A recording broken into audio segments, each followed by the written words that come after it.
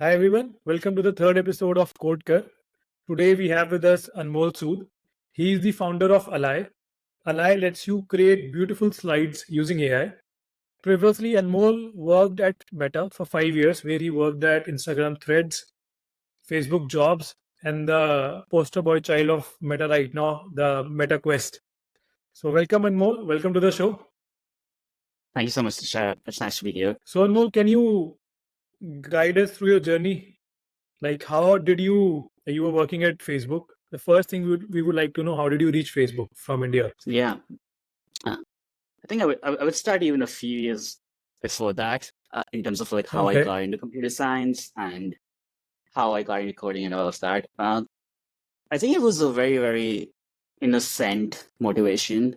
So I grew up in New Delhi, and I used to go to school in New Delhi, and like as most people know, Delhi gets super hot in the summers, and like it's like when you're going to school, you're like literally sweating all through the day because we did not have like air conditioners or other things. But the only thing at school which does have an AC is the computer lab. And yeah, going to the computer lab used to be the best part of the day because that was the only part when I would not be sweating and when I would not be feeling Delhi's heat. And that's how like that place naturally attracted me. Uh, so yeah, that was like the first fascination towards computers. Like, oh, I can just be at a place where it's cool and it's not crazy hard. And over time, like it. Uh, I started coding in class 11, like through a very standard route, like the computer science as my first subject, and I liked that partially because it was air conditioned, but also because always liked maths, and it just felt like a very natural extension of of what maths is in terms of computer science. Um, so at that point of time, I already knew that okay, like yes, like the one thing in life which I want is to like work at a job where I can stay within a conditioner. And computer science, like being a coder, seems like exactly a very good fit for that. Um, so so yeah, unlike most people, like when I was entering college or when I started at IIT, I knew that okay, one way or the other, I'm going to find myself a software engineering job. That's what I want to do afterwards.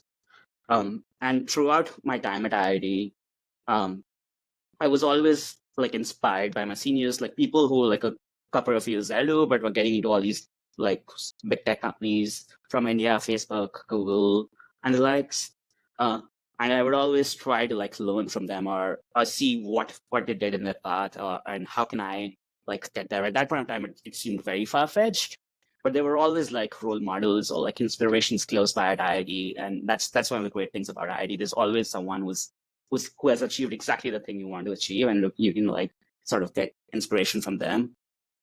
So yes, after that, I think it was I had a 5 year course at IIT. So during after my third year, uh, I I knew that I really wanted to try to get an internship at a big tech company outside India because I'd already worked at Microsoft in India, and yeah. A senior of mine, actually two seniors of mine at IIT, like referred me to Facebook. Initially, I felt like very shy asking them for referrals because I was not great friends with them. But like, I think sometimes I still think back and look back at that moment that okay, thank God I had the courage to like just reach out and like and ask them for a referral, even though they did not know me really well. And obviously, they did refer me, and things worked out. Like I got an interview, like, and then I got an internship. And I spent the summer of 2017 in London working for my dad as an intern. And then I came back in 2018 to California as a full-time employee. So that's how I got to my job. Sorry, that was a long answer, but like I wanted to like cover everything. I feel that part of my journey. So, what was this year when you first went to the air-conditioned computer lab? Which standard were you in? I mean, I don't exactly remember. Maybe I was in class 8, class 7, like so maybe rough one of those 2 years. So that fascination was starting to form at that point of time already. Yes. Yeah. Okay, so how did you apply for internship? Yeah. So at that point of time, and now this is like 7 years ago, Facebook did used to take like a few interns from India every year and send them to either California or London. Um, well, like the thing was, pretty much all people who got interview had to get a referral, so they did not used to come to the campus, or they had an online application, but obviously they would get like thousands and thousands of applications. So the only real path was like if you knew someone who worked at Facebook, or like if you had a senior who could refer you.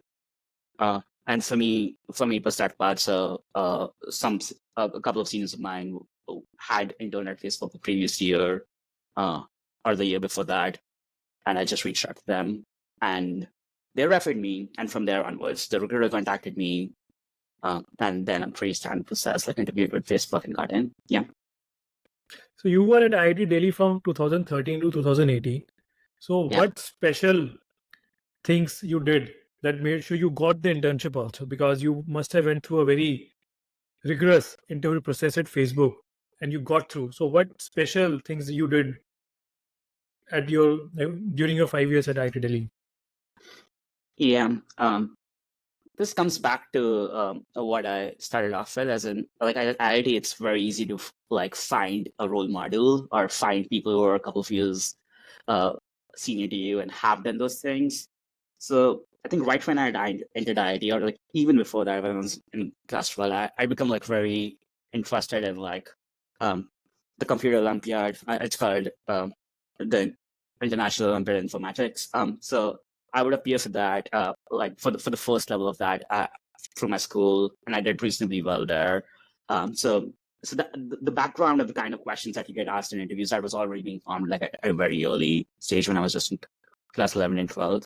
And then at the college level, ICPC, which is the premier comparative programming contest at the college level across the world. I knew that my seniors were doing those things, and then like going to the regionals, like, and they would go to like Kerala, like somewhere else, and all of that seemed really fascinating. That okay, you can actually just code and compete, and yeah, so I knew like what steps to follow, and it was not necessarily with the intention that okay, this will sometime help me get an internship or help me get a job. It was more just like okay, the people who I think are really cool, they're doing these things. I sort of like these things, so let me try it out. And then yeah, the thing with like any competition is like it's very addictive. If you like it, you want to spend a lot of time at it. You want to get better than others, and you want to improve yourself. Yeah, so a lot of those things which come with the sport, even though like competitive programming is not a physical sport, but it feels similar in terms of the mental game around it. So yeah, I was very actively competitive programming in my early years at IIT at my first 2 or 3 years. So like when I got the interview from Facebook, I was very confident that okay, if I just brush up my skills, I can probably crack it because it's not going to be as hard as some of the other things that we do. So yeah, there wasn't anything else involved. I don't think I ever went to lead code. It probably did exist. I never went to lead code. Never read cracking the coding interview or any of those books. For me, it was just a very indirect path. Like just because I was already spending so much time doing these kind of questions through my comparative programming hobby, that the interviews were not that hard. Yeah. So two things helped you: having a role model and a healthy competition. So Yeah. what was your like? Where did you reach in ICPC? Like, what was your highest level in ICPC? Yeah. So just to give context, like the way it works, ICPC works at 3 levels. So first, there's an online competition through which each college's best teams get selected for the nationals or the regionals, and then that is at a pan India level or like pan South Asia level, some of the regionals, and then from there the top 3 or 4 teams get to go international. So I did went to the regionals, I think 9 times. The best that we did was like I think we came 5th or 6th, and which was in my last year. I was like, it was really, really painful. Like it was probably one of the most painful things to have happened, in the sense that like my dream was to like go international, represent my college, represent India at the international level. Like that's what you want whenever you pick up a sport or a hobby or a competition. You want to go to the highest level, and I was working towards that goal, and I never achieved that goal. But I think that's the beauty of having a very ambitious goal. That it really motivates you to work hard, and even if you don't achieve it, you end up getting a lot in return. Like it sure is painful, but it teaches you a lot and gives you a lot of like other opportunities. So yeah. So you were competing and you were having fun, and that prepared you right for clearing the Facebook interview. So did you get a PPO from Facebook London, or did you apply again in Facebook US? How did that work out? Yeah. So I'll cover two things here. So we were about 15 interns, and like Facebook, there's a good chance, like there's a 60-70% chance that if you're a Facebook intern, you'll get a return offer. And the way they have a very structured internship program where it's like 12 weeks, and at the middle of it, they will tell you whether you are trending towards an offer or not. And I was not trending towards an offer. I was not going to make it, and that was a big shock. As in, like having done well academically throughout my life before then, that was the first time someone was telling me that I wasn't necessarily meeting expectations. And there were a lot of things which I had to change about myself. In retrospect, those things were obvious. But yeah, at the midpoint, I was not in any position to get an offer.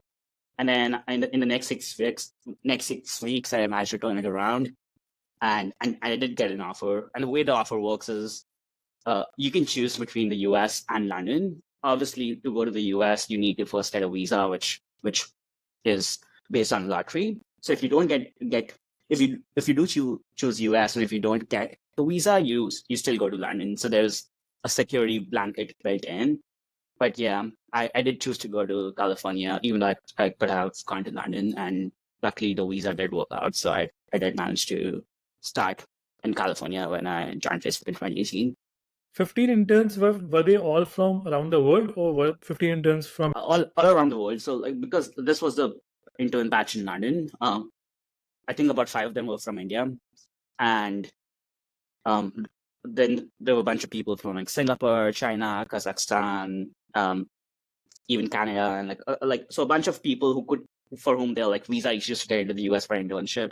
All of them would come to London. So only one third of them were Indians, but there were more interns later in the summer. But like my specific intern batch had 15 interns, and about I think 7 or 8 of us got a full-time offer. Okay, understood. So how's intern life? Like, how's life at Facebook in general? And we want to also know what's the difference between being an intern and a full-time employee at Facebook. Yeah, I think the internship is absolutely amazing. As in, it's amazing in the sense that I do feel that there's probably more stress on an intern than on a full-time employee, because when you're an intern, you know, like at the end of those 12 weeks, you will or you will not get an offer. So you have a very, very short period of time in which you have to learn a lot, and you have to deliver a lot, and like there's a very clear yes and no associated to the end of it. But at the same point of time, there's such a big element of community. Like there's so many interns around you. I think Facebook did a very good job in planning out events for us. I think we went go-karting and like a bunch of other cool things. Saw a musical in London. So there were a lot of like fun events. And the thing which I liked about Facebook the most is, like, I didn't know that other places like Microsoft in India and like other startups in India, like even if you were an intern, people did treat you with a lot of respect. You were almost treated as a full-time employee. You would be pushing code to production from your first week onwards. You would be doing pretty much everything that a full-time employee does. So they give you a lot of respect and responsibility, and that just makes you feel good. Like that just makes you feel that you're actually a part of the company. So yeah, the internship was an amazing experience, even though like there's probably more pressure, just because everyone's really welcoming. It was very well organized, and there's a community element around it. When you join full time, like obviously there's not as much pressure because now you're there, like you're not getting thrown out of the company in 12 weeks at least. But yeah, I think it's not the same level of fun. Like it does get monotonous. That being said, like yeah, I do think like I feel very grateful that I got to work at Facebook. It's an absolutely amazing company. Primarily because most people are really very kind and like very, very helpful. And I don't know how, but they do manage to like figure out a lot of people who are smart but not great people. Because I think like when you are at a big company, you want both of those things. You want your coworkers to be smart, but you also don't want them to be like complete jerks, which I think is very often the case in some high pressure jobs like finance or like some other cases where your boss is yelling at you, they completely control your lives and they completely control every other aspect of what you do. Whereas like treating everyone with respect and just being nice and kind is very central. at Facebook, and that's what makes it a great place to work at. You spent 5 years at Facebook. Yes, 5 years. What was the 5 years, last? Yeah. What was the last thing you were doing? Yeah. So I was a staff engineer at Facebook. So I joined as a new graduate, and then got promoted for my first 3 years every year. And then in 2021, I became a staff engineer. And I quit Facebook in December 2023. So for the last 2 years, I had been a staff engineer. And I switched around projects in those last 2 years. So most recently, I was working on Instagram Threads, specifically the recommendation system of Threads. So like deciding what content to show to users when they open up Threads. And my most recent work had been like making Threads faster. So Threads, like when it launched, it became like a huge success. Like we got a lot of like 100 million. We got like I think 100 million users in a week, or maybe even more than that. But it had been built together very quickly, and it wasn't very optimized. Like I think when you open the app, it took like 7 seconds to load stories, or like see the first set of posts.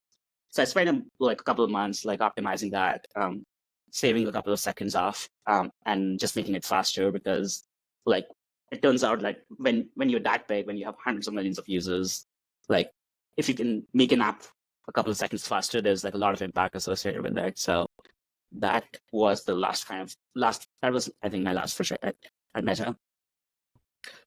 So how did your responsibilities change from like being an entry level software engineer to becoming a staff engineer? Yeah. So I think when I joined as a new grad engineer, your responsibilities are very simple. Like someone tells you what to do. If you don't know how to do it, they'll teach you how to do it. You just need to like show up, ask good questions, and keep making progress, and keep reaching out to people if you're blocked. So you're not really expected to do much more beyond that. You always have like someone who's more senior around you to like make decisions and decide what you're going to be doing. And I remember like at that point of time, a lot of my like conversations with my managers, I would often just be complaining about things. I would often just be like, okay, this thing is not perfect, or this is why I'm slow. So you're still expected to come up with problems, as in like this is the problem that you're facing, but you're not really expected to come up with solutions. So like there are like other more senior people to come up with any solutions for like technical problems or cultural problems or like setup problems. As you grow more senior, a lot of that balance starts to shift. You take on much more bigger chunk projects where you are just expected to figure out all the technical specs of it, as well as like whatever it would take, whatever collaborations it would take to like work with other teams in order to unblock it. So you just take on more and more responsibility in terms of the scope of work that you're doing. So that's sort of what tends to happen when you're a couple of levels senior. And then I think at the staff level, you are leading a team. You have a few engineers, and you're probably the most senior engineer on that team. So a lot of people are now looking up to you. You're expected to set direction for them. You're expected to make sure that you unblock all of them, that your team, which probably doesn't have as many senior engineers, or like have engineers who are less senior to you, you can unblock them, make sure that their work is impactful. And at the same point of time, it no longer works to just come up with problems. Like you cannot just be coming up with problems to imagine and say like, okay, this is the reason this project is not working out. You're supposed to be a lot more proactive. If you identify a problem, you should be the one like suggesting solutions, or at least working with other people to figure out what those solutions are. So I think if I had to summarize, I would say just amount of ownership which you are expected to have changes a whole lot. And yeah, that's what is the major change. In retrospect, sometimes what changes is like the amount of code which I would write actually went down. Like as in there were like months where I would not write code at all, because the only thing which I was doing was mentoring with other engineers around me, making sure they were unlogged, reviewing their code, and setting the direction for the team for the following halves and stuff. So it's almost a very different job than what it is when you first start. Okay, so basically the first key difference is the ownership. The second is responsibility of handling your team. From you asking for help and asking questions, it changed to you were being asked for help and you were being asked the right question. So you have seen both sides. Like from IIT, you were looking up to your seniors, you're asking for help, which is not what do you call, a lot of IITians don't ask for help. So that's a good thing to hear that you were asking for help even when you were at IIT, and then even the Facebook culture is same that you ask your seniors for help, you ask for guidance. And but when the tables turn, when you were helping other people, like is there any strategy that you followed or any manager that inspired you a lot to become a better manager yourself? Yeah, I think in order to be effective in leading others and being someone who other people want to work with, there isn't really a trick. The real thing is you actually have to care for those people, and that's like a mindset change. Like you cannot be selfish anymore. You have to think of your world as bigger than just yourself. Uh, so I think the most common thing is engineers get very used to looking at their impact in terms of the amount of code which they're producing, like the number of commits they are making, the number of pull requests they're closing. They sort of like attach their productivity to like a weird metric like this. But I think like when you get to a level where you're responsible for other people, you don't think about your own numbers as much. You like anything which is easy or anything which is a better opportunity for other people than you first give it to them, and you think about yourself the last. As in, so I think yeah, that's the mindset change which you need. You think about others above you, and if you do that, and if you truly do that, that's when good things happen to you. So yes, as in a lot of my job would be to figure out what are the right set of projects which are interesting for other people, and how to like divide those projects so that people get, it's challenging but not challenging to a point to which they cannot do it. And then that's what I would be thinking about all the time. And only after all of those things were figured out, I would be thinking about, okay, this is the code which I can write, or this is what I need to do. Yeah, so it's this mindset change where initially when I was a junior engineer, I was like, I want to do the most fun thing because other people can do all the other boring things. When you become a staff engineer, it's almost like you want other people to do all the most fun things because that's how they will remain the most motivated, and you do the thing which is the least fun or the least boring, but still very important for its team. So it's a very big change, and I think there is not necessarily a tactic. It's you just need to change your mindset. Did it ever happen to you like you genuinely cared for someone and they could not see that you actually care for them?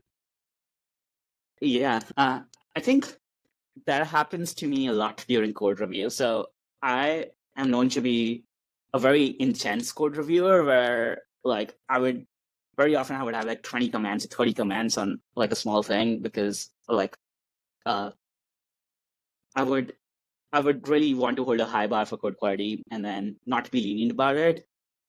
And then very often like, and I've been on the receiving end of it as well. I remember like the first change which I was trying to make into the Facebook repository when I was an intern. There was I had like 60 commands. It was like maybe like 100, 200 line change. I had 60 commands on it. And then when you see that happen to you for the first time, it feels very strange. It feels like, oh, you did something horribly wrong, or you did something terrible, and or that you are not competent, or any of those negative feelings starts coming into the picture. So I've been on the other end of it as well, where I've left that many comments, and very often people perceive it the same way. People are like, okay, maybe this person doesn't like me, maybe this person is trying to slow me down, or maybe this person is just being too strict about things, right? It doesn't really matter. So I think like there have been cases where people like would not really like that first off, but over time, I think that thing changes, as in when you realize that if you actually respond and like really take in all that feedback, you are becoming a better engineer, and that you are becoming faster over time, even though you're becoming slower in the short term in terms of that exact request that you're trying to merge.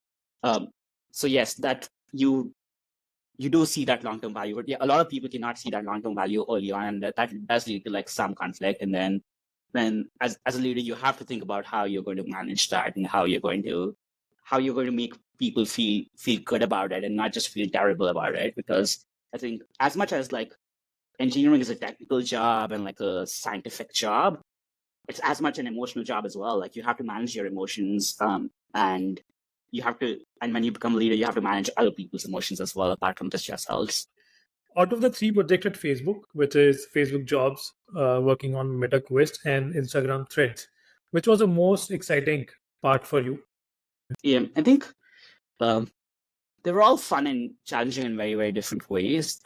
So I think based on a dimension of challenge or based on a dimension of like excitement, the answer would differ. So, for example, I think the stuff which I did when I was working on VR virtual reality with MetaQuest, like that was technically very, very challenging, and like that was like, oh wow, you're building something which will exist 5 years from now, or like is not even going to be possible for a long period of time, as in terms of being a mass product. So I think maybe that was the most technically challenging thing which I had to do. But like in terms of what I enjoyed the most, I did think like my first 3 years when I was on the jobs product at Facebook, I that was probably the best period of my career, the period of my career where I enjoyed things the most. Um, and I think there were a few reasons for that. So to tell people a little bit about the Facebook jobs product, we were like LinkedIn, like Naukri.com, Indeed, any of those job websites, but we were specifically focused on blue collar workers, on people who do not really own a very high wage, like drivers, chefs, like dishwashers, uh, nurses, and like assistants and babysitters, and all those kind of jobs. So we felt a lot of social impact. We thought that we were actually helping people who are really struggling to make ends meet, and we would see that firsthand, and that just makes you feel like very good. Like the work that you're doing actually has a very positive impact in the world, and I think everyone on our team felt that way. So there's something very, very special when like smart and kind people feel the same way about a mission. Like it just really brings you together. So I formed a lot of very close friendships, and I'm still friends with them. So a lot of like my time with that team, it was like working with friends, and then that's the best feeling when you're working with friends. And so when you work with people who you want to hang out with even after work is over, there was a lot of that. Um, and two, I think like I had absolutely amazing managers. Like I'm very grateful for the managers that I had on that team, and that's led me. That's what if there was one thing which led to my career growth, that was the one thing which led to my career growth.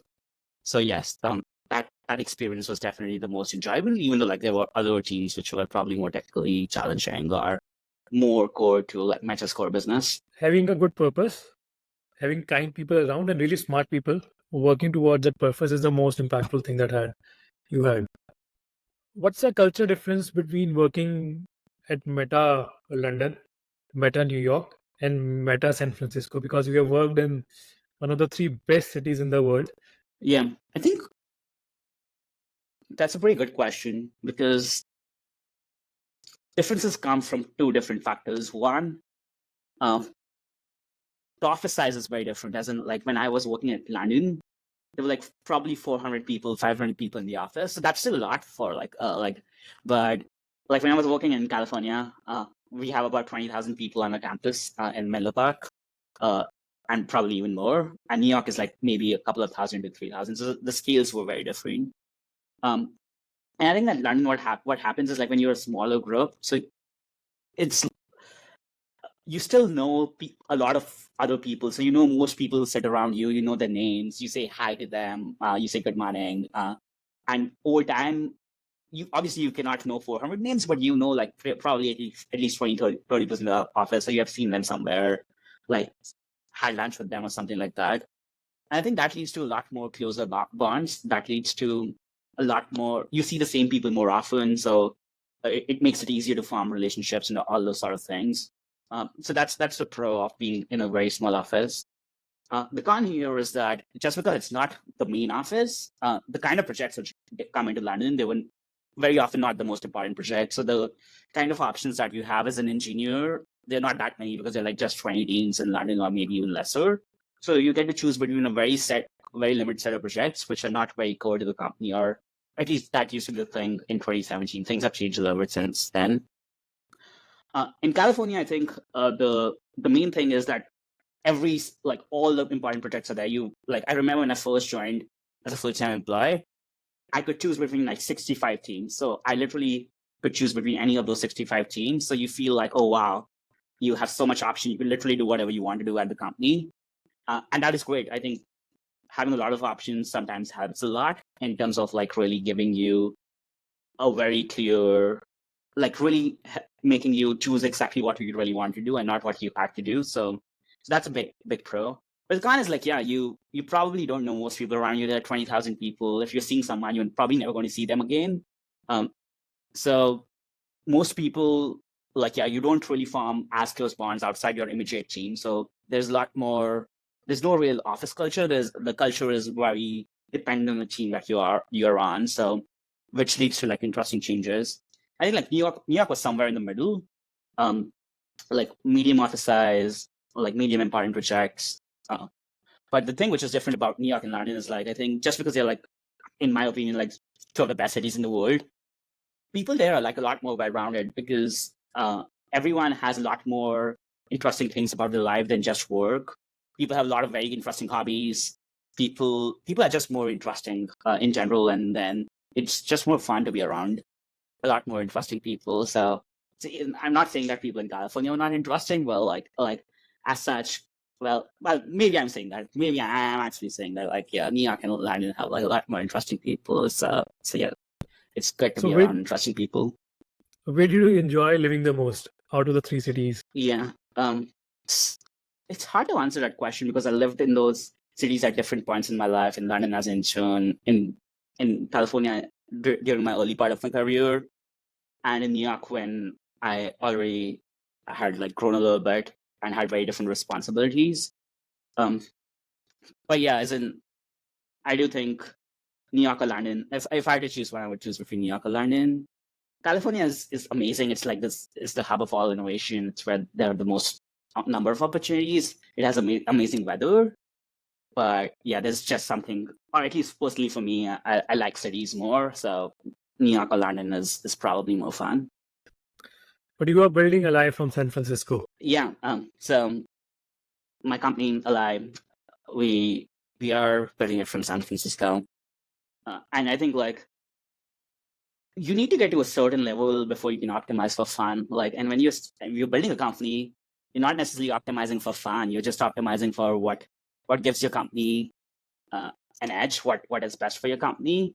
So yeah, like you need to deserve the choice of fun. Like right now, we're not at a point where we can really just optimize for fun. We really have to optimize for the company. Um, but yeah, that's why we are like we spend a bunch of our time in San Francisco. Um, yes, Okay, so you spent 5 years at Facebook. What motivated you to leave Facebook? yeah. I think there were three sets of reasons. So the first one was around like who do I want to be like 5 years from now, 10 years from now. So like I think like the way I think about my career is I don't necessarily think about my career and like okay, this is what I'm going to achieve in the next year or 2 years. It's a lot more about this is where I hope this is the kind of things I hope I get to do in the next 5 years, in the next 10 years. And while I loved my job at Facebook, it was extremely well paying. I had really good teammates, and Threads is like one of the coolest products at the company.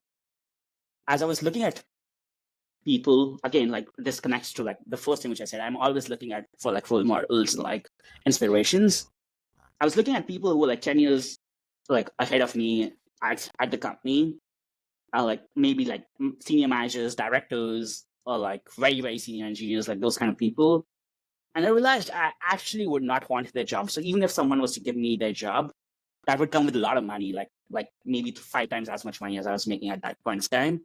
I would still not want their job just because it felt like just because the reality of a big company is you get a lot of opportunity, but there's still so many people, and a lot of the job is actually collaboration and convincing other people and influencing other people. And sometimes, honestly, it's not in your hands. You might be a director, but like you have like 5 levels of bosses above you, and then Zach above all of that. So the decision is just coming from higher up your chain, and you are just in the middle. And that did not feel like a great place to be 10 years from now. So that it became pretty clear that okay, like money is great, like people are great, but this is if I continue on this path, I will definitely have some sort of regret of like, why did not I try other things? Why did I just commit to a path where I knew that I did not want, even in the best case, if I do get that promotion and become that director, I did not want to become that director. So that was probably the most important reason.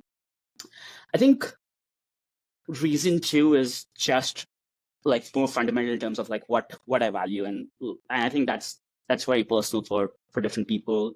So for me, money is nice, but like it's not the most important thing in life. I think you need a reasonable amount of money, but after that, it doesn't really increase your happiness all that much.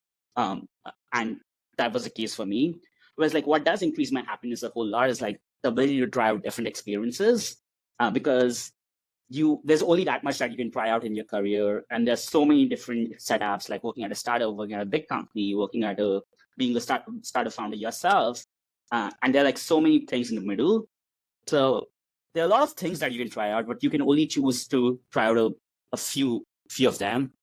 But I definitely did not want to be a person where I spent 20 years at a company and realized that, okay, I tried out absolutely nothing else. That would be like a big regret for me, even if I was like financially very well established doing that, or even if that was the safer option or the option which had higher expected returns in terms of money. So just like this value of valuing different experiences over money was the second big factor.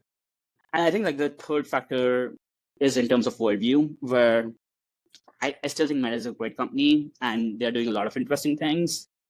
But as a society, I think we probably have done enough on social media. Like our biggest problems today are not around like adding a new feature on Instagram or adding a new feature on Threads or on Facebook. I think those are important problems, but there are way more important problems to be solved in the world, and not as many companies trying to solve them. So it's just a worldview philosophy where I don't think we should have a world where they're just like these 6 or 7 super big companies doing everything, because then there are a lot of problems which technology can solve, but they don't get solved. And I think that naturally means that we need more startups and we need more companies trying to solve other problems. And I felt similar. I felt like, okay, social media, like there's smart people, even without me trying to solve those problems. You've already made a lot of progress in the last 15 years. So I don't really see how different Instagram is going to be in 5 years from now, or like whereas like in a lot of other areas, things are going to completely change in the next 5 years. So I would rather be closer to something like that. So this reminds me of a movie called Tamasha. Have you seen it? Yeah. There's this scene in which the other person says, you can in 10 years you can be on this side of the table. Yeah. That's Yeah. an Yeah. amazing Yeah. scene. Yeah. Just Yeah. reminded me of. So we were talking about how you decided to leave Facebook and move on, and you chose entrepreneurship for it. So how did Alai came into being? What's the story of Alai? Yeah. So I think there are two different questions here. Like one, why did I choose to be a startup founder? And then like, how did we like land up on Alai, and why are we building Alai, and what is Alai? So I'll answer the first question first. So I think over the last couple of years, when I was at Meta, I was thinking about what's the next move for me. And the options were the following: either join a startup and like work at a really cool startup, or join another company like Meta. Like maybe I join Google, or maybe I join like Apple, or like one of those big tech companies, Uber, or one of those companies.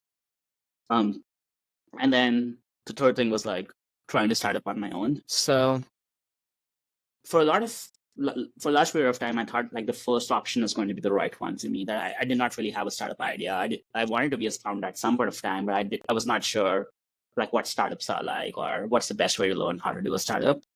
So I was like, maybe I'll join a startup, and maybe I'll spend a couple of years there before trying to start up on my own.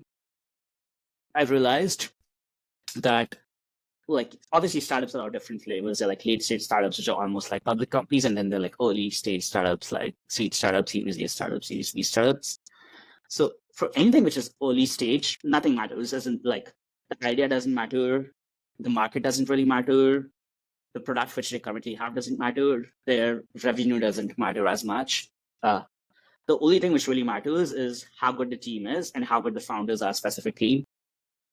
And honestly, that's very hard to assess if you don't know them, because you would talk to them over a call, and all these people, like they have raised money, they know how to handle calls, they know how to hire people. They would sound amazing. They would sound very inspiring. They would sound like they have completely figured it out. Whereas in reality, you're not really getting to know them. You're getting to know the most polished version of them. So there isn't really a very good way to know whether like a startup that you're joining, where it has the right founders or like really good founders or not. Or at least I could not figure out a way myself. And I did talk to a bunch of startups, and some of them are actually doing very well. But I thought like that's going to be a big risk. It's like taking a gamble and like taking a big risk. So if I'm going to be taking a big risk, why don't I take it on my own self rather than on someone else? So that was like one core theme around that. I think the second thing was the only situation in which I would have like really considered like working for a startup was like if somehow I got to know the founders at a deeper personal level, or if someone who I already knew and I already respected was trying to start a startup. In those cases, I would probably have preferred that option because then I think that would have been a very good way to to learn more about startups. And then the second thing which I said, like joining another comparable company to Meta, that was never really a serious option for me because all these companies are like somewhat similar. There's like slight differences in culture and slight differences in the way these companies work, but a lot of the skills that you need are the same in these different companies because the problems are similar. They're like a lot of it is around working with a large number of people in a very large code base with a very large existing product. So I did not really know if I would be getting anything different from Meta, which is actually different, and that was just to gauge the value of like trying out very different experiences. So and at that point in time, like those things combined made me believe that okay, at least I really want to try out if I can start up, if I can find a way. And there were various things to figure out. Like I did not have a co-founder when I first started like starting a startup. I was based in the US. I did not really have my visa figured out. I was considering coming back to India and starting up from India because I thought like that's going to be at least solve the visa problem. And I did not really have an idea or a space. So now coming into the second part of your question, like how did we get to Alai?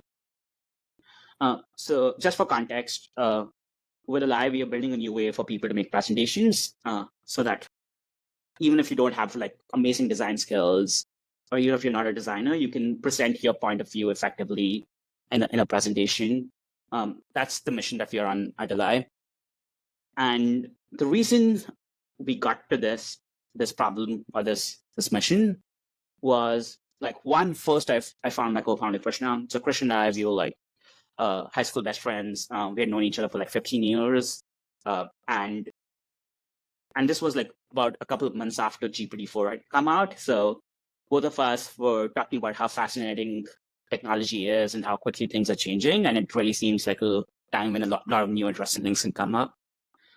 So we at least considered working together and we were like, okay, let's explore things on the side outside of jobs. So that's how like the co-founder piece got like figured out. In terms of the idea, there were like two parts to it. We had this realization that as we are like growing in our technical careers at our respective companies, Krishna was working at a tech role at an early stage startup. What is happening more and more is like, it's not necessarily my technical skills anymore, which is making a difference because there's only that much code I can write. And I'm not even writing as much code as I become very senior. A lot of it is around my communication skills or the way I talk to other people or the way I lead meetings or the way I present at meetings. So those kind of skills, they are mattering way more in my career and they're going to matter more and more as we become more senior. And I think most senior people have that experience. At the same point of time, it's really hard to get better at them. No one really gives you very direct feedback. So the first idea that we started off with, it's called Speak Well. And what we were doing is we were building a meeting assistant, so something which would record your meetings and try to analyze the way you speak and give you feedback. So maybe you speak too quickly, which I do. So I sometimes speak very quickly. I'm probably still speaking very quickly. So, and no one's going to tell me that. You're not going to like pause me right now and tell me that, okay, I'm speaking very quickly. No one does that at work either, right? No one tells you about your speaking style. So you wanted to give people feedback around the speaking style and like help them become a better speaker in meetings. That's what we did for like 3 or 4 months. Built some interesting prototypes, but we really found it hard to figure out an exact market. And it just did not feel that changing people's behavior or making people practice drills every day, that's going to really make a difference because people are very busy and most people don't really want to like actively spend time improving on something. Sometimes it's very simple. So yeah, that's what we were doing for the first 3 or 4 months until November of last year. And then we applied for Y Combinator. We submitted our application with a slightly different idea, but like basically the same thing. And 3 days later, we hear from like Michael Seibel, who's one of the YC partners. It's like a 10-word email where he says that he hates our idea and this is never going to work out. Like he basically says that in different words, but tells us that he likes our backgrounds and likes our team. So if we have another idea, and the real idea is like, okay, we did not have another idea, but we spent 24 hours like hacking together something very different, like an AI project manager. And we built that in like a very early prototype in 20 years and then sent to him. And then for 3 weeks, we did not hear back. So we were at that point in time reconsidering our idea. We were realizing that, okay, our idea is not exactly turning out the way we want it to be. So we were in this pivot hell stage where we were trying to figure out what the right idea for us is going to be. And then we did get an interview from YC. I can talk more about that interview if you're interested in a later question. But yeah, somehow we got into YC and we still did not have an idea. And then over the course of December, we were trying out a lot of different things. And we were really trying to identify problems that we had faced in our own lives. And for me, I remember like very often as I'd become more senior, very often I was representing my team roadmaps to leadership at Meta.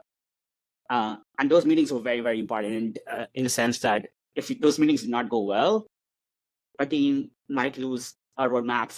We might be asked to do something else at the company or like within a larger team. So it was really important. Like the stakes were high. And I realized I was actually not that good at those meetings. I wasn't amazing. I wasn't most convincing in getting the point across. And I used to feel very, very frustrated at the end of all of those meetings, not because they disagreed with me, but because I felt that I could not even convince them or could not even tell them what my point was. They did not even understand me. So I think in life, when people don't disagree with you, it feels okay. But when people don't even understand you, that's when it really starts to hurt. And for us, like as I was thinking about that experience, a lot of that came down to how hard it is for me to like present effectively and make an effective presentation. And that's what started the journey for Alai. Yeah. Okay. So I just love the answers. Like there's so many things in those answers. The first thing I really liked is like when you are taking risk, and you don't know the founder of a startup, it's a very high risk. And if you don't know that, it's better to take the risk on your own self. Yeah. So you took that part because it's high risk when you are leaving a job like Facebook. That's a risk we are talking about. Yeah. So you thought it's better to take risk on your own self. And you started a company with a very close friend of yours, which you have known for a very, very long time. So you reduce the risk in terms of the co-founder relationship. If you have the right idea or you are in the right market, because it's so early, things can change so rapidly. The only thing that won't change is your co-founder. So Yeah. you should have the right co-founder, and if you have the right skill set, you can almost build anything. Yeah. Exactly. We would love to know about your YC interview. Yeah. It was with Michael Sure. Siebel? Yeah. So Michael Seibel, founder of Twitch, was the interviewer and ultimately a partner at YC. Okay, so I think I gave a little bit of the backstory of how we got an interview, where he had already told us over an email that he hates our idea. So now 3 weeks later, we get the interview call. And at that point of time, we had given up hope, like, we hadn't heard back in 3 weeks. We knew that, okay, we don't really have a very solid idea right now, so we're not going to hear back. But when we hear back, we know that the interview is in 3 days. And at that point of time, we are actually struggling. We don't really know what our current idea is. So we decided, okay, for the interview, we are just going to go with the prototype that we sent him, which was around an AI project manager. So think of someone who understands, like, listens to your meetings, and then is able to like automatically update your tickets on Jira, Linear, or whatever tool you use, and then remind everyone of what they're supposed to do. So a lot of that project management stuff, we were trying to automate it. We were not sure if it's a good idea, but we're like, okay, this is the only idea that we have at that point of time. So this is the idea that we're going to go to the interview with. Interview starts, and then like the first thing which Michael says, so there's Michael and there's like Tyler, who's another partner by C on the call. The first thing which Michael says is, guys, I also hate this new idea which he sent me. It's not a good idea. So I'm giving you two options. Either you can pitch the same idea which you sent me again, or you can talk about a completely different idea right now. Like, but it has to be right now. There's no more time. So it gives us this choice right at the start of the interview, and then like he has a very specific way of saying it. Like he's like he can be a little bit aggressive. It's not the most kind way in which he sometimes portrays his thoughts. And like for someone like me who's coming from Facebook where everyone's very, very kind, it was like a big change in terms of like, oh, how's he talking to me like that? So that was like that split second moment where I knew that, okay, there's no way we can pitch him a different idea. Like we haven't really thought about anything else. We would just be talking about random stuff, and that might not be very exciting. So we did pitch the same idea on the AI project manager again. And honestly, it felt like the interview went terribly. He was shouting at us. At one point during the interview, he told me, you have spent 5 years at Meta and you haven't done anything meaningful. So like it was a lot of like very aggressive posturing, like of trying to break me down. I think for listeners in India, if they've ever watched like roadies or like a roadies interview with like Raghu, like it did feel that way. Like it was very similar. Like he was swearing at us and like really trying to break us down. And then one way or the other, like it did not feel good, but the interview lasted a long time. The interview was supposed to last 10 minutes. It lasted 25 minutes. And all of that 25 minutes was like him largely shouting at us and like really asking us to give us like specific examples of things that we could solve or like use cases. And I think during that interview, we just managed to do two things right. One, we did not break down under pressure. He was trying to put a lot of pressure, but we did not like, we were like, oh no, you're right. You're absolutely right. At the same point of time, we managed to say a couple of interesting things, which he felt was interesting. And then that turned out to be enough. Like as in later that day, we got an email that he wants to talk to us again for 5 minutes the next day. And then when we talked to him the next day, he's like a completely different person. He's like extremely kind, extremely polite, extremely encouraging. And he tells us that, okay, we can get into YC and then we are being offered a spot in the YC batch. And yes, so we did take up that offer, and yeah, that's how we got into YC. But yeah, like the only thing is that even after we got into YC, we did not really know if we somehow knew that, okay, this is not the right idea for us. Like the AI project manager sounds cool, but it doesn't seem that exciting. A lot of other people are trying to do it. Existing products are better suited to do it. So we knew we had to find a different idea, but at least we were into YC, and then we had a very good starting point from there onwards. And it also solved like the visa issues for us, gave us some initial funding where like quitting my job became even easier, apart from all the reasons that I mentioned before. So that's how we got started. So you quit your job after you got into IC. Yeah, it's like this. It's this very funny incident. So like at my team on Threads, like 20 minutes before the interview, like so the team was distributed between San Francisco and New York. So they had brought all the team to New York for that week. And specifically on that day, they were doing some sort of like awards. Like they had asked a bunch of people like for awards, and like just before, this is half an hour before the interview, they gave me like an award for like the best new joiner on the team because I joined like 3 months before, and like the best new like engineer or something like that. So I was on one hand, I was like receiving an award and I was like extremely invested. And like right after that, I had this interview with YC, which like completely changed things. So yeah, it was a lot happening that. How life is different of being a software engineer and being a founder? Yeah, I think life is definitely very different, but it's not necessarily a very different set of skills than what you need as a software engineer at Meta. Because I think one of the things which is amazing about software engineers at Meta is like most engineers, they're not just writing code. They're very often planning, trying to influence direction, and especially at the senior levels, trying to plan for the team, like taking on goals and holding the team accountable. So you're doing all of those things. So a lot of those things carry forward because at Meta, engineering is not just about writing code or like doing technical stuff. But like, yeah, sure, as a startup founder, there's so much more, like as in there's so much other stuff that you need to figure out in terms of apart from like writing code or building the stuff itself. And I think the biggest thing which changes is that at Meta, when something is not going well, you always find someone to blame. You're always like, oh, Zuck is sort of stupid. Like, why did he not perceive this before? Or why is he taking this company in the wrong direction? Or why is this director not doing anything useful? So you can always anything which is not going well, you can always blame it on other people, like on people higher up your chain. And it's very easy to accept that, okay, you have no influence, you have no control, so it's not your fault and there's nothing you can do differently.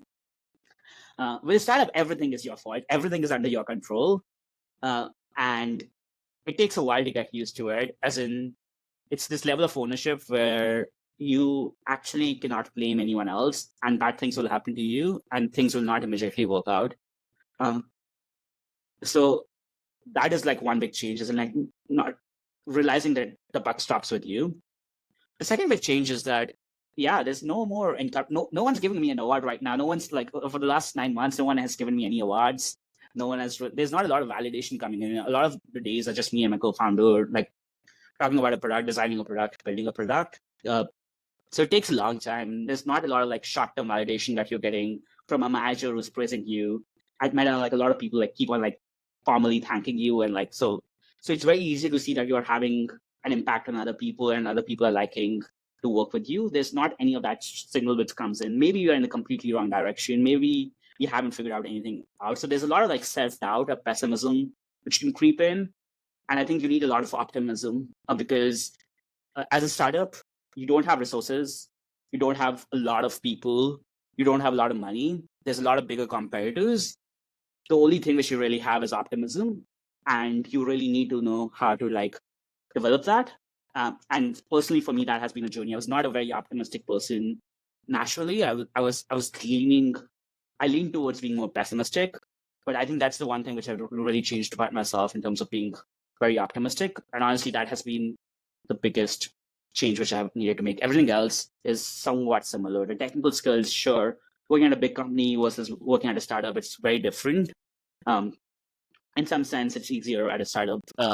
But yeah, those skills carry forward very nicely. But it's more about these meta skills around like optimism and like taking ownership and not blaming other people that really start coming into the picture. So one thing that I was, when I transitioned, I did product management for a while, and I was taught like, you have to, from software engineer to product management, you have to change your mindset from, it's not about the output or the input you are giving, it's about the outcome you are having in the company. So when you become a founder, it's all about outcomes. You can make the tiniest change in your product and your code base, and it can have the biggest impact and biggest outcome, which as a software engineer you won't see. So what is the most exciting part of being a startup founder? I think for me, a lot of the excitement comes from, like, I think it comes from two different sources. One, when something seems like completely unsolvable, when something seems like, oh, there's no solution here, either technical or like product solution or design solution or like partnership solution, like there's nothing that you can do here. But if you just spend a few days like really diving deep and really like very deliberately putting in a lot of hard work, and then when you look back, you realize how much progress you have made. So just looking at the progress that you've made over the last month or so, you can see how much closer you are towards the dream that you're building towards. That maybe you don't know if it works out or not, but you always have a vision in mind. As a founder, vision is very important. And when you find yourself getting closer and closer to that vision, that feels very exciting. It feels like, oh yeah, there's something which existed just in your head. You did not even know what it was, but now you are like able to like form it, and like you are able to see it, and you're able to see its next steps. So just that translation of something which is just a vision to something which is like now actually becoming a real thing, that seems very, very like meaningful. And two, I feel, yeah, I think that happens to most founders. It's just like, it just feels so fun. It's like the difference between like watching a sport and playing a sport, or watching a game or playing a game. Like watching stuff is fun, but when you're actively involved, when you're actively on the field, you're just so much focused on the present moment. You're not really thinking about like 10 years from now or 20 years from now, or any of those other things. You're just like actively participating and actively involved. So as a founder, you always feel like very actively involved. There's a lot of like fun which comes from just being in the game and actually playing the game itself. It's like the most joy comes from actually building what you want to build. Yeah. Okay. Yeah. And it's all internal. Like all the joy and optimism has to be internal for a founder. Yeah, because like the external validation is not in your control. You don't know when you're going to get funding next. You don't know when but when you're going to like get closer to product market fit, when you're going to get your first set of users, when you're going to hit certain revenue goals, you can have plans around that, but they're not exactly in your control.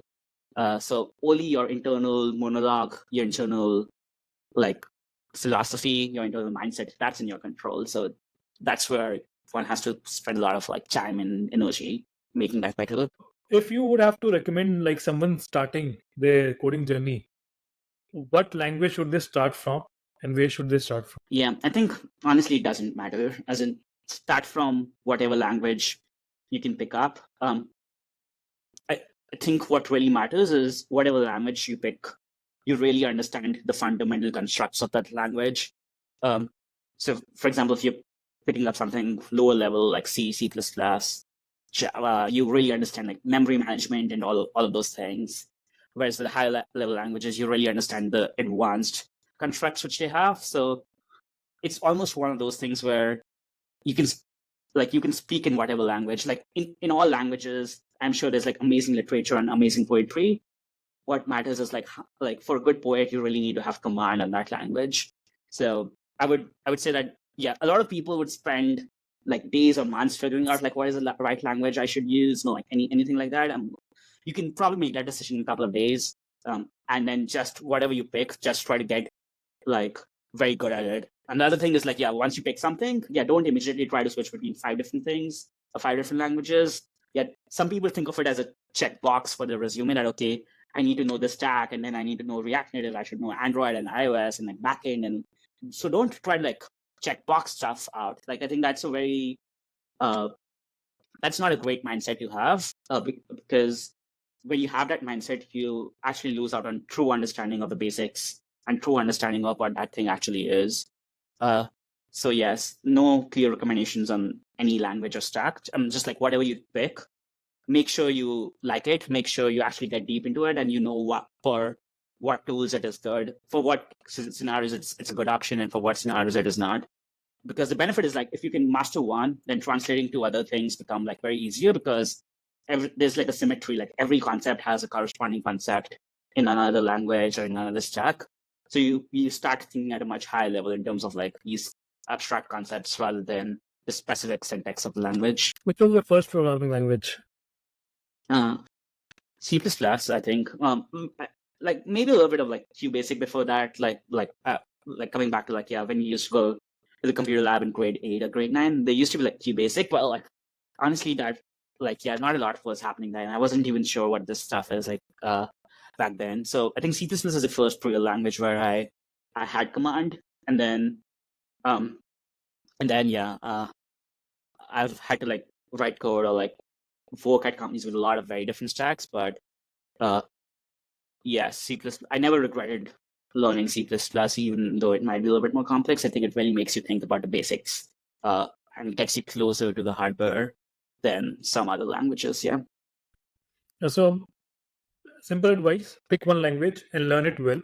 Learn the basics and fundamentals well. Suppose I'm in my first year and I am completely clueless of what to pick. Should I Yeah. pick C++ or like Java or Python, or would it be just C++? Yeah. So I think like the only other aspect which I missed, like let's say, so one, the choice doesn't matter that much, but let's say you actually have to choose. So how do you decide like Yeah. what's the right language? I think you should think about what are the kind of things that you want to build that would be most exciting for you. Like what are the things that you want to build an app?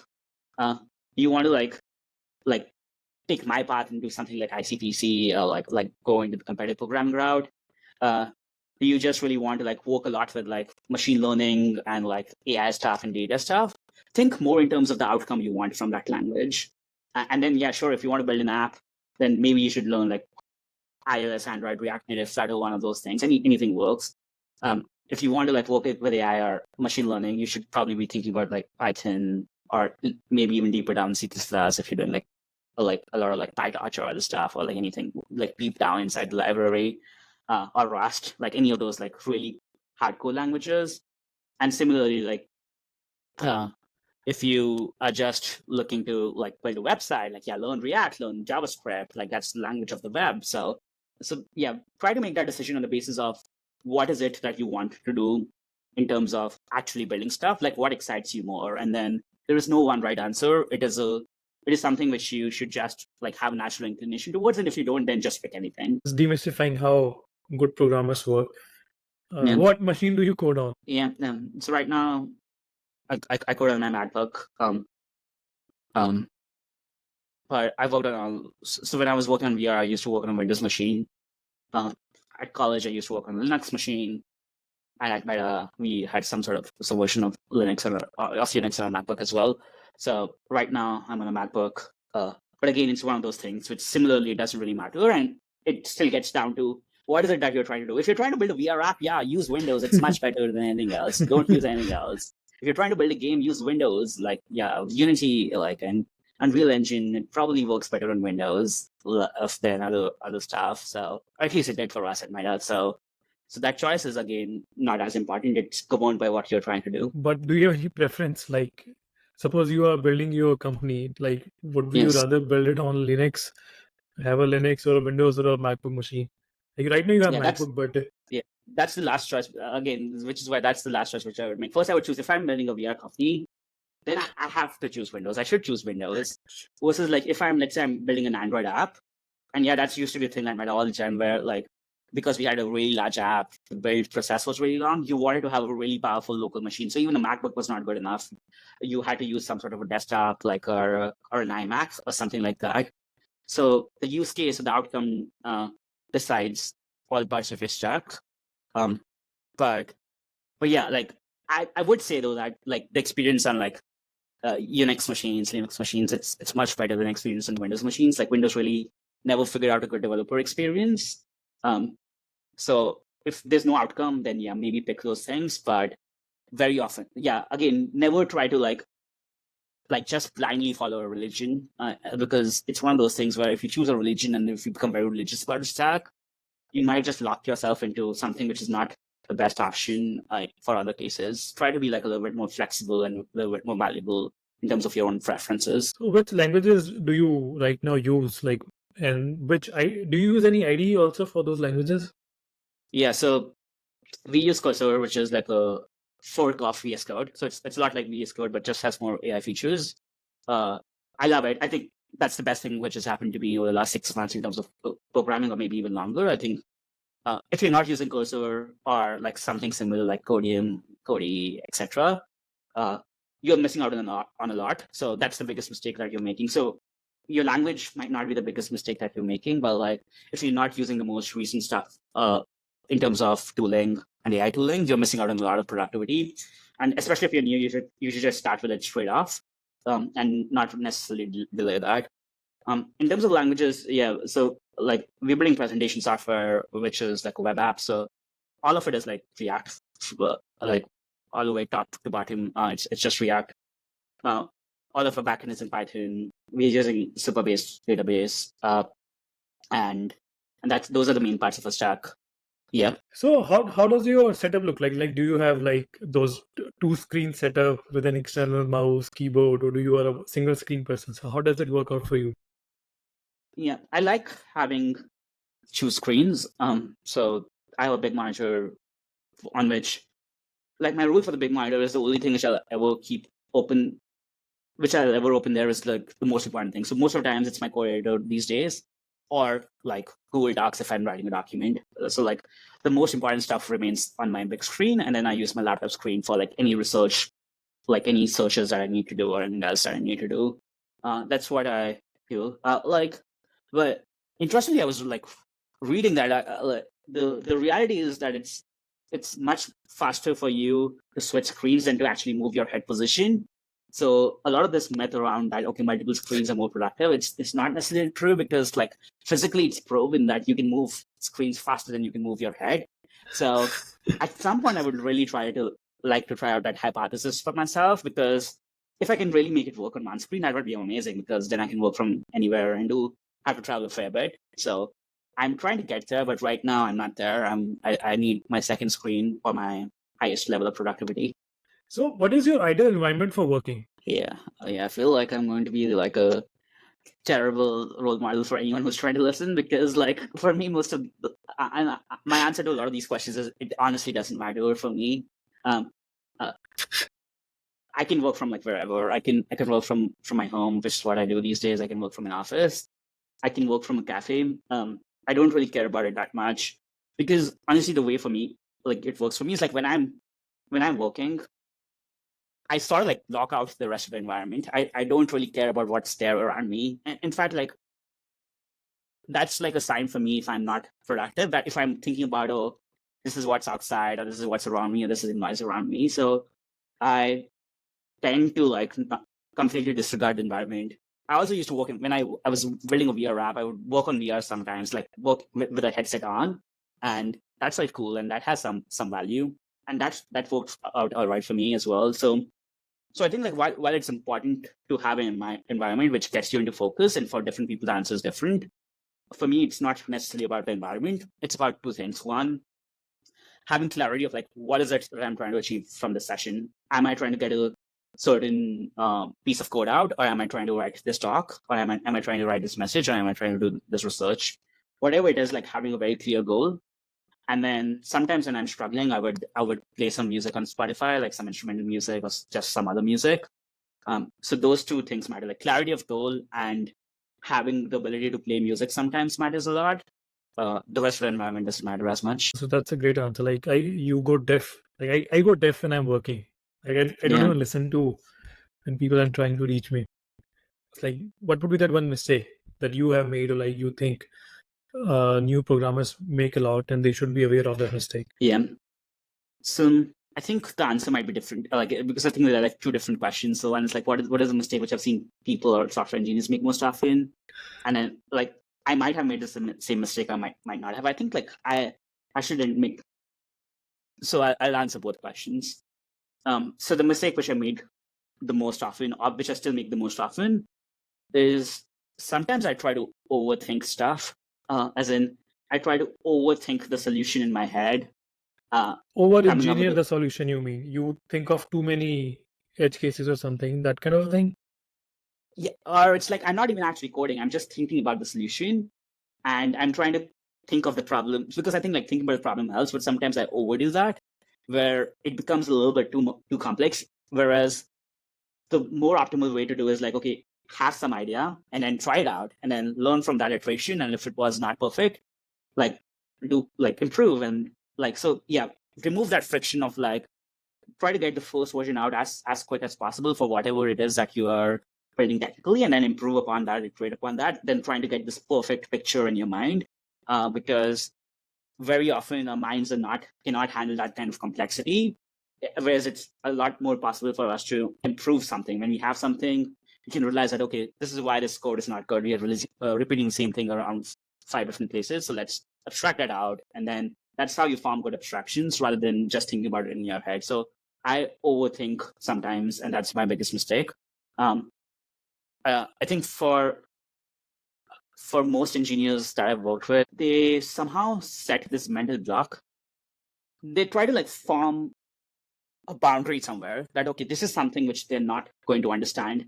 Like that maybe they're working on an Android app, and I'm never going to dive deep into Android code, like the core library code, if I run into a problem, because that's just a library. Like, why should I ever read that library? So they try to like give up too early, as in they don't go. There are a lot of layers, like a lot of like with coding, right from the hardware to the network, and like it's a very layered architecture, and very often to solve different things, you need to go deep, sometimes a couple of layers deep, or sometimes up the stack. So if you try to form yourself, like if you just try to like, if you have that mental barrier for you, where you're like, okay, no, I'm only an Android engineer, I'm never going to read backend code, or I'm only an iOS engineer, or I'm only a React developer, you're never going to be a very amazing developer, because you would not see the entire picture. And that doesn't mean you need to be an expert in everything, but that means like at least having an attitude where at least you believe that, okay, if you really need to figure it out, you can figure it out. And in those cases when there's no one else, there's no help that you can get, you actually make that effort to figure it out. It's more easier than ever to understand things through these AI tools. So like doing that, going that deep into the code base, that's the biggest thing which people don't do. They somehow like stick to a very specific part. They want to be in that comfort zone and don't necessarily want to get into that zone where they're not like uncomfortable. Because the reality is like all growth happens through like being in a zone where you are like reasonably discomfortable. So or like uncomfortable, sorry. So you need to have some pain. You need to feel some pain in order to become a better engineer. And a lot of people don't let themselves feel that pain. So, how do you prepare yourself in the age of AI as a software engineer? Yes, I think there's one thing which hasn't changed and one thing which has changed a lot. And both of those things are important. Um, the thing which hasn't changed is you still need a very good understanding of fundamentals. So I don't think people should fool themselves that, okay, they no longer need to understand like algorithms or data structures or time complexity or like just fundamentals about how caching works or like how any of those distributed systems work.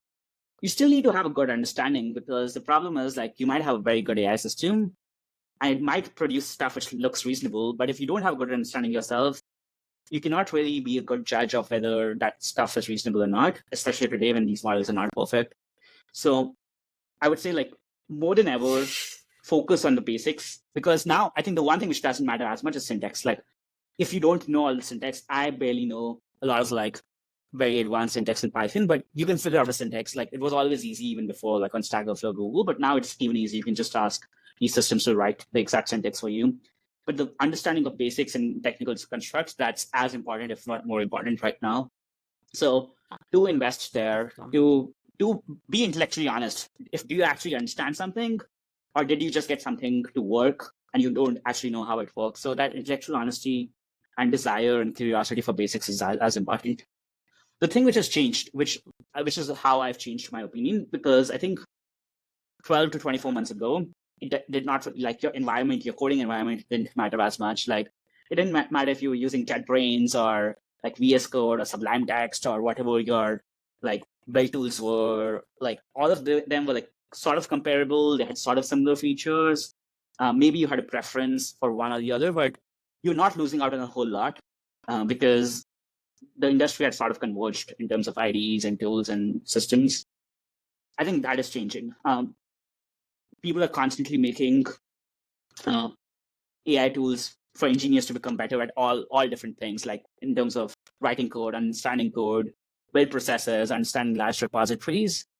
And I do think you need to be at the forefront of those technologies. You need to be at the forefront of those tools. Like I don't exactly care which one. Like there are a bunch of tools in each of those categories. But yeah, do try to incorporate those into your workflows. And sometimes it's hard because once you have a workflow, it's hard to change it. But yeah, I think that active effort is worth it. And when you're making that active effort, initially it's going to feel like a stupid investment. You might feel like, oh, AI is stupid, it's not that helpful. But when you get over that learning curve, you will definitely see great returns in your output and great returns in terms of what you are able to do. So I think those two things are the most important in the short term. I don't really have an opinion of like what happens 5 years from now, 10 years from now, 20 years from now. Actually, I do have an opinion, but maybe that's a different question. But the only other thing which I would say is like, don't try to worry too much about the future. No one knows. I don't know. I don't think Sam Altman or any of those people know either in terms of how exactly it's going to play out. So don't spend all your time on Twitter or YouTube, like just listening to like, or on podcasts like this. Just, yeah, maybe listen to some podcasts, but not all. Spend some time on Twitter, but not all your time. So don't spend just looking at other people's opinions. Think, yeah, do the basics and think for your own, and realize that there's going to be a lot of uncertainty in the coming years. And so, if there is one key takeaway from this podcast, it would be think for yourself. Think what is required for the job you are trying to accomplish in terms of speaking a language, speaking a machine, and anything. So you have to be critical of what you are trying to achieve, and you have to make your choices accordingly. Yeah, that's a good way to put it. Yeah. So what do you hate about your job? What do I hate about my job? Honestly, it's like there isn't a whole lot, but I'll still mention some things, because like this was my dream. Like it was my dream to at least try to start a company. So I very much feel that I'm getting to like live my dream in that sense, regardless of how it plays out, and doing it without having necessarily an immediate financial stress or an immediate stress. So a lot of things are amazing about it. I think one thing which I definitely miss though, which was a lot more easier at Meta or like and any other companies. Like there are not that many I don't like. I just have one co-founder and we have a few designers, but like we don't really interact with a lot of people. Like it's it's a small group of us, so you just have to stay within that group. Whereas with Meta, like you have to work with like every week I would be working with at least 10, 15, 20 different people. And then used to get a lot of like enjoyment and meaning from that when you're working with very different people, like learning different things from different people. You see a lot of people who are so much better than you in every single thing. So it's very easy to find role models or emulate role models, which has also been a constant theme for me. When you're a founder, sure, there's like this big community, but you're not really working very closely with people outside your immediate team. Our team is super small. So I do miss having like a lot of like smart, ambitious people around me. I think like my current team, everyone's really smart and like everyone's really good, but like just the quantity is we are just two people full time on it right now. So there's definitely an element of that which I miss, and I sometimes hate that. Okay, my entire day is going to be just me on my machine, and there's not going to be anything else about it. So I like it as well, but sometimes it can get a little monotonous. So I need to like prepare myself mentally for what the job actually means at this point of time. You get lonely. That's and being a founder is a very lonely journey, I would say.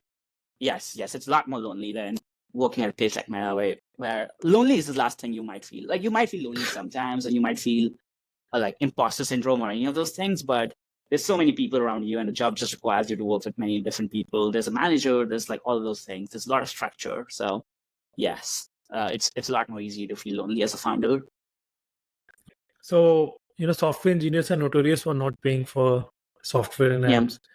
So I would like to know what apps on your phone or what apps on your machine that you pay for, apart from Cursor and GPT and all. I think so. Are you more interested in the apps which I personally pay for, or the apps which like that you personally we pay use for as a company? Because like sometimes as a company also would count. Like Screen Studio will count. Okay, so let's cover the company aspect first in terms of what are like apps as such that we pay for. We pay for Figma, we pay for Loom. I think that even though Loom, it just feels very simple. I think Loom makes the difference. Like all our pull requests have a Loom associated with them when we are like showing the test plan, talking about the complicated things. We pay for Cursor. What else do we pay for technically? Like obviously Slack and a bunch of like nothing else interesting. Like obviously we have a bunch of like HR software and those kind of things, but on that front, it's mostly just that right now. And obviously like ChatGPT and like Claude, I pay for both of them and use both of them. So that's on the work front. On the personal front, apps which I pay for. So I think I do have Spotify Premium, but I don't pay for it. A friend pays for it. So like, and interestingly, they've never like really asked me to pay for it. So that's amazing. Thank you so much, Ryan. There's this app which I recently started paying $8 for, which is it's a very simple app. It's on my iPhone. Which what it does is that whenever I have to open one of these distracting apps like Instagram, Threads, like Facebook, the apps that I used to build in my previous career, like whenever I have to open any of those apps, it first makes me breathe in and then breathe out, and then it puts like a 10-second timer or a 5-second timer before I can open the app, and then I can set the maximum number of tries, maximum number of times I can open the app in a day. So like a distraction app, like that's what I pay for. The app is called ClearSpace. ClearSpace.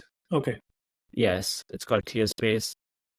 I pay for Spotify. What else do I pay for? I think I always have like one or two streaming subscriptions, which is like largely decided by what sports am I watching. So right now in the US, I'm watching the Olympics, so I do pay for like Peacock.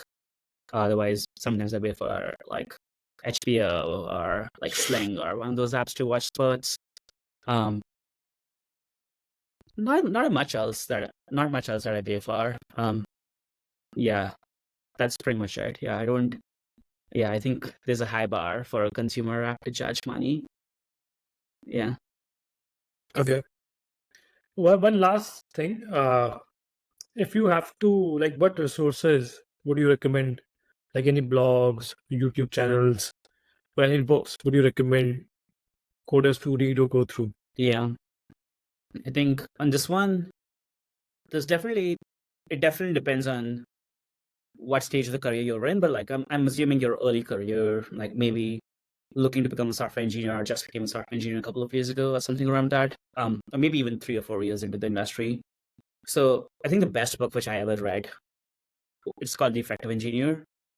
The way I got it is my intern manager at Facebook, on the last day of my internship, he gifted it to me and I read it and it had a lot of impact on me. And then I had like 3 interns at Facebook when I was an intern manager for them, and I also gifted that book to all of them on the last days of their internship. So that's the one book which I think really, like, it's not necessarily a technical book. It's not teaching you algorithms or skills like that, but it is teaching you the right attitude and or the right mindset you need to have to become a software engineer. And I think that's most important. What's the author name? The author It's called is Anmol.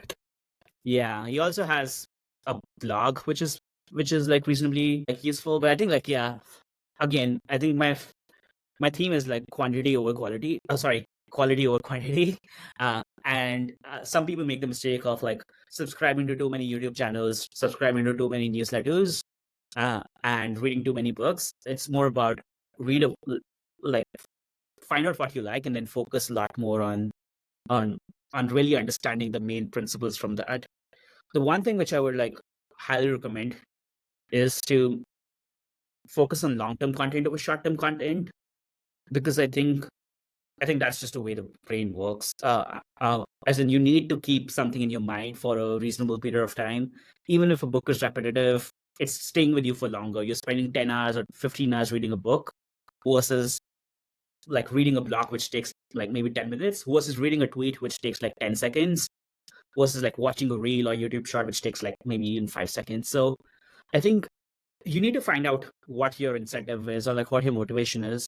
If your motivation is to like just get entertained or just feel that you're learning, then yeah, sure, watch a YouTube video or a reel or shorts or anything around that, because now there's a lot of like technical content and a lot of people teaching you technical content through that means.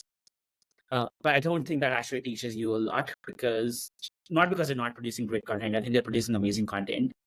The reason is just that you need to think about it for a longer period of time, and the brains have a default speed which cannot necessarily increase. So content which you can stay with for longer would work better. So like books or like longer YouTube videos or like longer courses, like that would work better.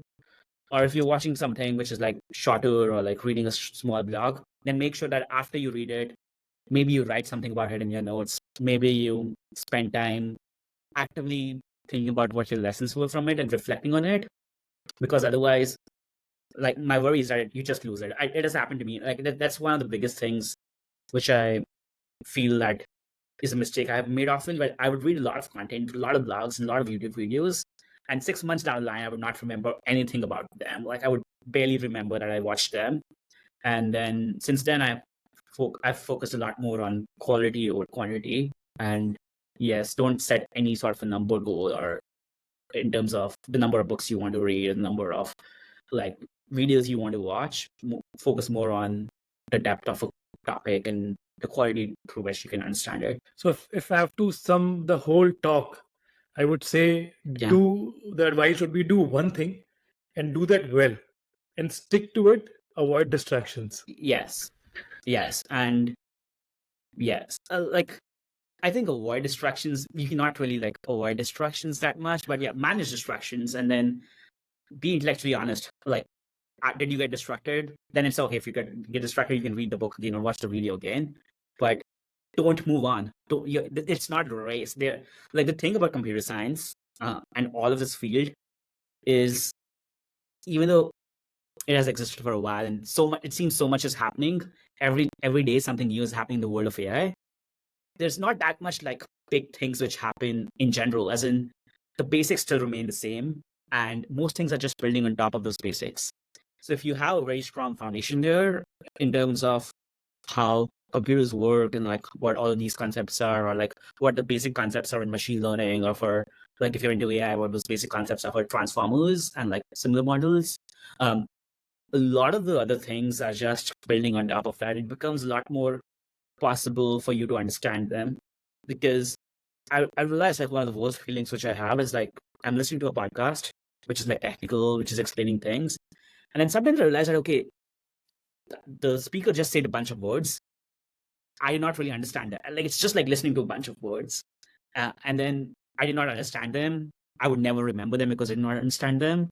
And then at that point, I'm like, okay, the podcast did not really give me any value. I would rather listen to music. At least it's like the voices are better and like like it's more rhythmic and like you have more fun listening to music versus like, yeah, a lot of people fool themselves into thinking that they're learning something whereas they're actually not. So just manage a way to find when you're in that situation, and all of us are going to be in that situation. I'm in that situation pretty much every day, but just recognizing that okay, that's what's happening to you, and then how would you change something by either redoing it or like really thinking about the takeaways. One should be an active learner. Whatever you do, be an active learner, involved Yes. learner, and not a passive learner. And 10 second is not like active thing, or 10 second or 1 minute. If you are really involved in a video for an hour, you pause, you recall what the person said, or when you are reading a long book, you go back, you flip pages.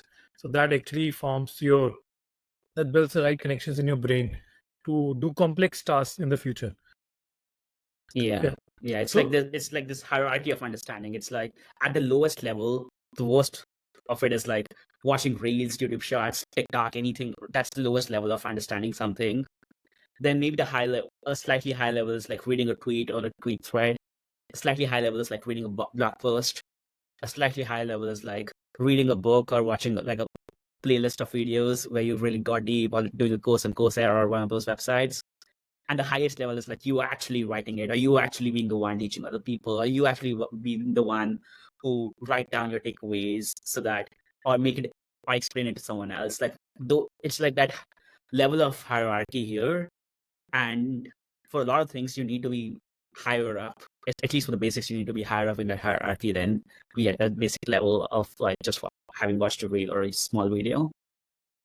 this was a wonderful session. I had a great time. Thanks for coming to the show. And one last Yeah, thing, like if you have any one last thing that you want to share with the audience. yeah. I think the way I like to frame it is like inspirations are everywhere. You just need to be inspired. So like you don't need to search a lot for inspirations. Just find the thing which would inspire you, and once you're inspired, a lot of things would just follow.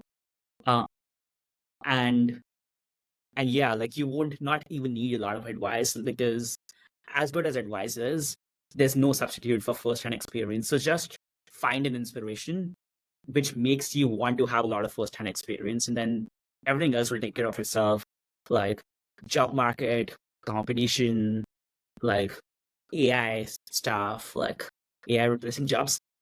Actually, that might not, but like most other things will take care of itself. So at least there are a lot of things in your control which will take care of themselves. So just be inspired, find out whatever inspires you, and stay inspired. Thanks for being on the show. Thanks, Anmol. Okay, thank you so much.